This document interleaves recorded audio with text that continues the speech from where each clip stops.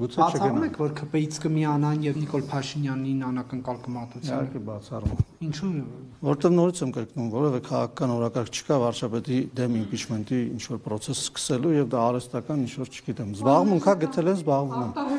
Խորհրդանական ընտրություններ դեռևս հնարավոր են, հնարավոր համարում եք։ Ոչ, հնարավոր չեմ համարում։ Չէ, օրենսդրությամբ չգիտեմ, բայց մենք քաղաքական որոշում ենք ընդունել եւ դրա մասին հայտնել ենք հանրությանը, որ չենք պատրաստվում խորհրդարանական արտահերթ ընտրությունների գնալու, պատրաստվում ենք հերթական ընտրություններ գնալու։ Իսկ օրակարգի լուրջ կամ անլուրջ լինելը կներեք ով է որոշում։ Հա, որոշում է հանրությունը, նորից եմ ասում, եթե քաղաքական օրակարգ փողոցում չկա, այսինքն մարդկանց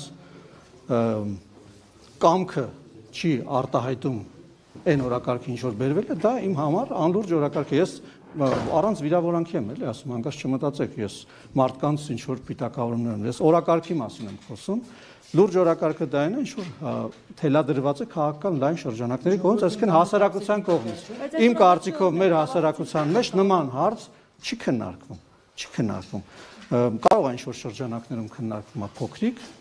ոնց որ տեսնում ենք մի 100 հոգի, օրինակ ազգային ժողովում որոշել են դա քննարկեն, բայց լայն շրջանակներում ես լինելով մարդը, որ միշտ շփվում է քաղաքացիների հետ։ Ես որտեղ եք։ Չի, ամենտեղ, սուպերմարկետում, փողոցում, ամենտեղ, գյուղերում, այցելելիս, Սուպերմարկետում մարզեր գնալիս։ ասում են Նիկոլ Փաշինյանից Ոչ, ինչ կանգնացնում եւ հայո, ասում են, որ խաղաղության օրակարգը ճիշտ օրակարգ է, պետք է հետևել դրան։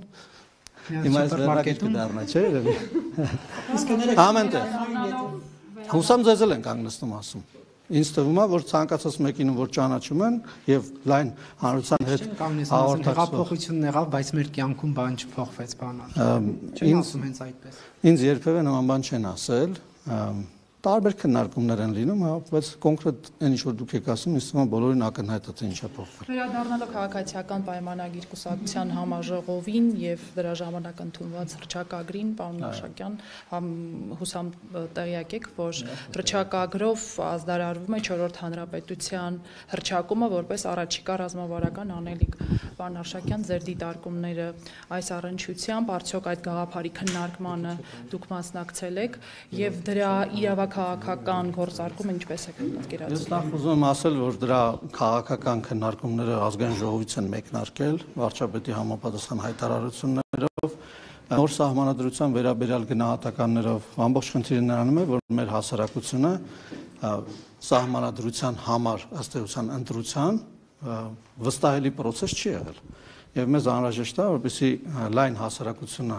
մասնակցի սահմանադրության հանրաքվեին եւ իր քվեն տա այն սահմանադրական օրենսդրությանը, որով ինքը ցանկանում է ապրել Հայաստանում։ Այսինքն ինքը իրեն սեփականը համարի Հայաստանի Հանրապետությունը իր օրենսդրական հիմքով։ Սա է, որի մասին եթե կարճ լինենք, ազդարարվում է համաժողովի ընթացքում եւ սրա մասին խոսվել է ազգային ժողովում եւ ես կարծում եմ, որ այս մասով նույնպես ընկալում կա, բայց նաեւ ուզում եմ ձեզ նաեւ հանրության հետ կոմունիկացիա պահող լրատվամիջոցներին խնդրել եւ որպեսզի սա դառնա իսկապես հանրության քննարկման առարկա մինչեւ սահմանադրության վերաբերյալ ընտրությունները, որտեղ սա մեր բոլորի հարցն է, մենք բոլորս պիտի գնանք եւ մեր խոսքը ասենք նոր սահմանադրությանը եւ դրանով սեփականաշնորհենք եւս մեկ անգամ մեր պետությունը եւ ազդարարենք 4-րդ հանրապետությունը։ Սանջովա 4-րդ հանրապետությունը տարբերվելու էականորեն տեսանելի մակարդակում 3-րդ հանրապետություն։ Գիտեք, եթե մենք օրինակ իրար հետ շփվում ենք, մենք ապրում ենք նույն երկրում, նույն պետության մեջ, մենք պետք է ունենանք այն հիմքը, որը թույլ է տալիս իրար հետ հաղորդակցվելու։ Այդ հիմքը սահմանադրությունն է։ Կանոնները, հասարակական կարգը, ամեն ինչ։ Այսինքն մենք իրար քաղաքացիությունը, մենք իրար հետ պետք է այդ պայմանագիրը ունենանք։ Եթե օրինակ այդ պայմանագրի վերաբերյալ ընտրությունների վերաբերյալ հարցեր կան, այսինքն բարձ է, չէ՞, որ ասենք վստահելի չի այդ ընտրության արդյունքները, եթե հարցեր կան նաև մեր հարաբերությունների մեջ։ Եվ եթե մենք բոլորս ուզում ենք իրար հետ հարաբերվենք Հայաստանի Հանրապետության օրենսդրության շրջանակներում, դա իրականում ըստ էության մեծ քայլ է եւ հենց այդ քայլն է, որ բնորոշվում է որպես 4-րդ հանրապետություն։ Նույնիսկ դիտարկենք օրինակ, որ սահմանադրությունը ընտրակեղծիքներով է ընդունվել եւ այլն, անգամ այդ կոնտեքստում դիտարկելով ներկայիս սահմանադրության մեջ ինչն է խանգարում քաղաքացիներին իրար հետ հարաբերվելու, որ դրա համար կարիք կա հիմնելու 4-րդ հանրապետությունը։ Դες նորից եմ ասում, դա ավելի ինչ որ ես նկարագրում եմ, դրա նաև խորքային հասարակական փիլիսոփայական շերտերն է պետք հաշվի առնել, դուք եք ձեր բերանով ասում, եթե նույնիսկ կեղծված է, եթե նույնիսկ կեղծված է մարդը չի ընտրել, դե եթե այսինքն որ գնաք հարցնեք մարդկանց, պարզվի որ փաստ է, բայց տեսնենք էլ ժողովուրդը ինչ կասի։ Միասին ինձ ընդհատում եք, բայց այո, կարող ենք իջնել հարցնել։ Ես արդեն հարցրել եմ, գիտեք երբ 2018 թվականի հեղափոխության ձեր անունից կասեք, պարոն Հակոբյան, ես արդեն հարցրել եմ եւ ես հստակ գիտեմ։ Բայց 18 թվականից Սահակին հեղափոխության ժամանակ մարդիկ գնացել են իրենց գնահատականը տվել են փողոցում եւ ընտրությունների դե 7 տարի անցել է այս սահմանադրությունը չի փոխվել։ Բայց դա խնդիրը։ Այսինքն ամեն ինչ փոխվել է մեր երկրում, բացի այն սահմանադրությունից, որը ըստ էության որը Նիկոլ Փաշինյանը չի համարվում դրա տրված ժողովրդի քվեն չի